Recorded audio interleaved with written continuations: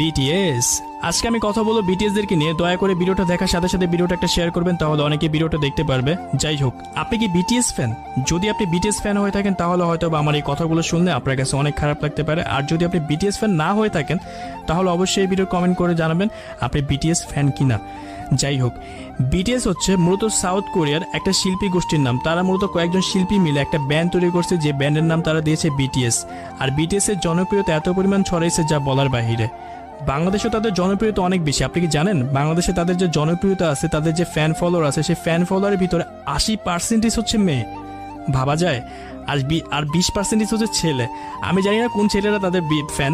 যাই হোক, তো যে সকল মেয়ে ফ্যান আছে তাদেরকে দেখার জন্য সেই সকল মেয়েরা অনেক বেশি পাগল। যাই হোক, তাদের জন্য সুখবর, বিটিএস আসতেছে বাংলাদেশে। তাদেরকে 43 কোটি টাকা দিয়ে দেশে কিনে নিয়ে আসা হইতেছে। বর্তমান সময়ে দেশের অবস্থা অনেক বেশি খারাপ। সকল পণ্যের দাম বেড়ে গেছে, মানুষ 3 বেলা ঠিক মতো খাইতে পারতেছে না। সেই সময় তাদের মতো মানুষকে এদেশে কিনে নিয়ে আসা হবে। আর তাদেরকে দেখার জন্য প্রায় প্রতি টিকিটের দাম হবে 18,000 থেকে শুরু করে প্রায় 52,000 টাকা প্লাস। আপনি বুঝতে পারতেছেন? আর যে পরিমাণ মেয়েরা তাদের জন্য পাগল, তাদেরকে দেখার জন্য ঘর থেকে চুরি, ছিনতাই, ডাকাতি সবকিছুই করতে পারবে। যাই হোক, সেটা তাদের ব্যক্তিগত ব্যাপার।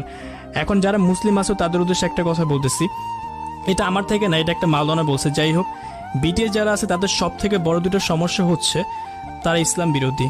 তাদের গানের ভিতরে যে কথাগুলো লাগায় সেই কথার ভিতরে ইসলাম বিরোধী, আল্লাহ বিরোধী কথা বলে। হয়তোবা তোমরা বাঙালি অনেকেই আছে যারা তাদের কথা বুঝো না, তাদের গানের মিনিং বুঝো না। তোমরা হয়তোবা হুদ্দাই তাদের ফ্যান ফলোয়ার, তাদের গলার সুর ভাল লাগে বা তাদের দেখতে ভাল লাগে।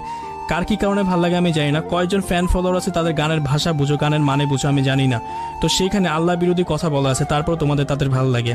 যাই হোক, এরপর যদি তোমাদের তাদের ভাল লাগে সেখানে আমার আর কিছু বলার নাই। আমি একটা মুসলিম হিসেবে আমার যতটুকু বলার উচিত ছিল আমি ততটুকুই বলছি।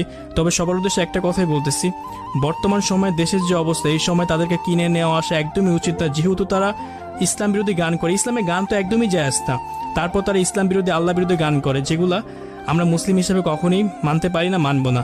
আর যে সকল ফ্যান ফলোয়ার তাদের আসো, দয়া করে তাদের থেকে সরে দাঁড়াও। তোমরা তো মুসলিম, তোমরা তো মানুষ। যারা তোমাদের সৃষ্টিকর্তাকে নিয়ে বাজে কথা বলে তোমরা কেন তাদের সাপোর্ট করবে? যদি আমার কথা খারাপ লেগে থাকে তাহলে আমাকে মাফ করবা। আমি মুসলিম হিসেবে যতটুকু বলার আমি বলছি। আর যদি ভিডিওটা ভালো লেগে থাকে তাহলে ভিডিওটা অবশ্যই একটা শেয়ার